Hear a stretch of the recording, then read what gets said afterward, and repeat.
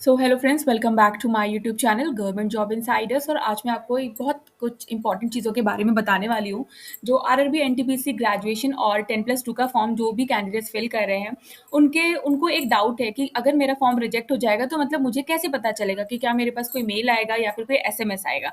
तो देखिए, यहाँ पे नोटिफिकेशन में इन्होंने एक नोट डालकर बिल्कुल क्लियरली ये मेंशन किया है कि इन case the application rejected, the candidates will be able to view their status online on the website of RRB along with the reason of the rejection, which is final and binding, and no further correspondence shall be entertained on the subject। तो यहाँ पे इन्होंने बोला है कि अगर आपका form reject हो जाता है तो आप जो जो फॉर्म फिल किया है वहाँ पे स्टेटस होता है, स्टेटस ऑनलाइन आप चेक कर सकते हो वेबसाइट पे जाके कि वहाँ पे आपका जो है फॉर्म रिजेक्ट हुआ है, और उसका रीजन भी वो लोग वहाँ पे बताएंगे कि क्या रीजन है जिसकी वजह से आपका फॉर्म जो है रिजेक्ट हुआ है। No refund of examination fee will be made on the account of rejection, यानी कि अगर फॉर्म रिजेक्ट हो गया है तो फी पेमेंट जो आपने की है वो वापस नहीं आएगी। SMS and email alert shall also be sent to the candidate on the registered mobile number and email IDs as indicated in their online application. Candidates will not be imitated by the post. Fine. तो आपको एक SMS भी आएगा और आपको जो है email के थ्रू भी आपको इंफॉर्मेशन दी जाएगी कि आपका फॉर्म रिजेक्ट हुआ है, और रिजेक्शन का कारण भी आपको वहां पे बताएंगे। तो आई होप आपको ये चीज क्लियर होगी कि जिन लोगों ने भी फॉर्म भरा है और उनको ये डाउट हो कि क्या मेरा फॉर्म रिजेक्ट तो नहीं हो गया, तो वो एक बार अपनी एसएमएस को और अपनी ईमेल आईडी को जरूर चेक करें। फाइन, तो वहां पे जाके आपको ये डाउट क्लियर हो जाएगा। उसके बाद यहाँ पे हॉल टिकट और for CBT, CBAT, TST document verification के बारे में चीज़ें बताई गई हैं कि सारी डिटेल जो है आपके फ़ोन नंबर्स पे या फिर आपकी ईमेल आईडी पर ही आएंगी। फाइन, अगर आपने वैलिड ईमेल आईडी और फ़ोन नंबर दिया है तो उसके थ्रू ही आपको सारा डिटेल्स यहाँ पे दिया जाएगा।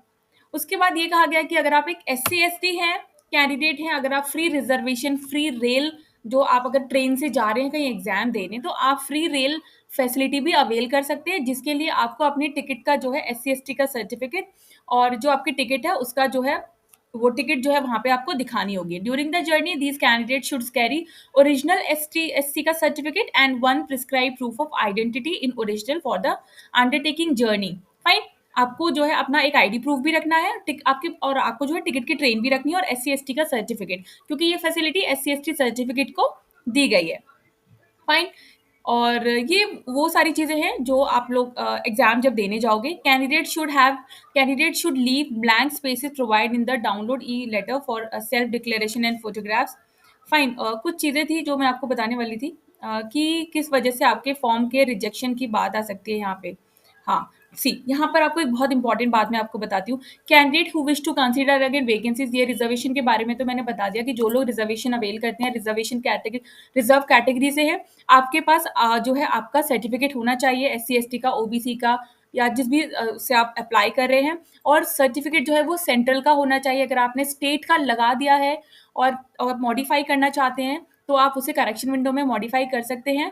फाइन, लेकिन अगर आपके पास तब भी नहीं है तो आप बस एक चीज कर सकते हैं कि डॉक्यूमेंट वेरिफिकेशन जब होगा आपका, आप अभी आपने एक स्टेट का लगा दिया है और आपके पास सेंट्रल का नहीं है, तो आप जो है सेंट्रल का बनवा लीजिए, क्योंकि वो वहाँ पे DV में सेंट्रल का ही लगेगा। स्टेट का डॉक्यूमेंट वेरिफिकेशन में स्टेट का जो सर्टिफिकेट है वो नहीं लगेगा। फाइन, और अगर तब तक भी नहीं लगा तो भगवान भरोसे एक एफिडेविट आपको बनवाना होगा, जिसमें आपको ये दिखाना होगा कि आपकी कैटेगरी यही है। फाइन, उस टाइम आपके पास सेंट्रल का नहीं था तो आपने स्टेट का वहाँ पे जो है सर्टिफिकेट लगा दिया था, क्योंकि वहां पे सिर्फ आपकी कैटेगरी चेक करने के लिए कि ये सारी चीजें की जाती हैं। उसके बाद सर्टिफिकेट्स ऑब्टेन, जो है सर्टिफिकेट आपको जो जिस तरीके से बोला है आपको उसी तरीके से वहां पर उसी फॉर्मेट में चाहिए। अगर किसी और फॉर्मेट में आप लगाते हो तो आपका कैंडिडेचर रिजेक्ट हो सकता है। एजुकेशनल क्वालिफिकेशन, जो सर्टिफिकेट्स हैं प्रोविजनल और regular, should contain the date of issue होना चाहिए उसमें।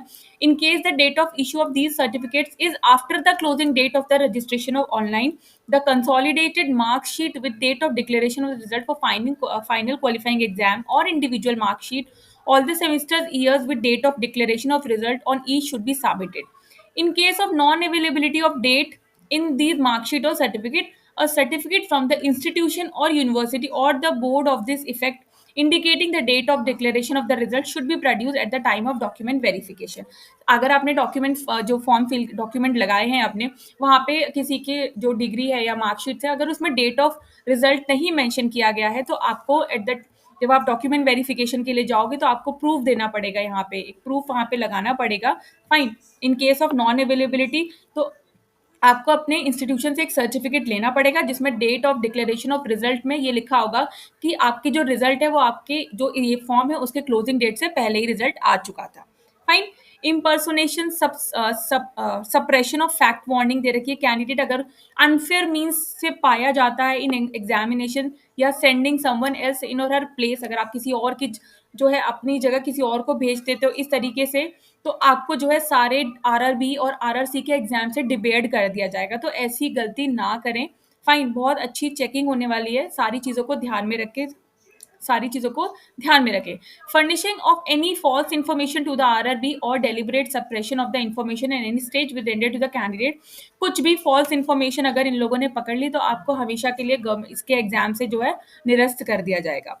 कैंडिडेट फाउंड सबमिटिंग फेक और फोर्ज सर्टिफिकेट अगर आप लगा रहे हैं ये सोच के कि कोई चेकिंग नहीं होगी, बाद में हम कर लेंगे, तो ये चीज़ें भी इन्होंने क्लियरली मेंशन किया है कि फोर्ज और फेक सर्टिफिकेट किसी भी तरीके के eligibility and obtaining privileges including free travel for appearing in the CBT, CBAT और TST document verification will lead to the rejection of their candidature। इस तरीके से आपका candidature reject हो जाएगा and you will be debarred from all the examination that is conducted by the RRBs and RRCs all over the country for the period of 2 years for life as deemed fit and legal action आपके खिलाफ initiated किया जाएगा। Candidate shall not bring or attempt to bring any political or other influence to further his or her interest in respect of the recruitment. Candidature of such candidates is liable to be rejection। तो यहाँ पे पूरी strictly warning दी गई है, किसी भी तरीके की जो फॉल्स इन्फॉर्मेशन है, फेक सर्टिफिकेट है, अगर आप फौजरी में पकड़े जाते हैं, एग्जामिनेशन में अपने अलावा किसी और को भेजते हैं, कोई सी भी तरीके से आप पकड़े जाते हो तो यहाँ पे आपके खिलाफ लीगल एक्शन लिया जाएगा और आपको डिबेयर कर दिया जाएगा सारे एग्जाम से जो आरआरबी और आरआरसी के हैं। फाइन। तो आई होप आप समझ गए होंगे।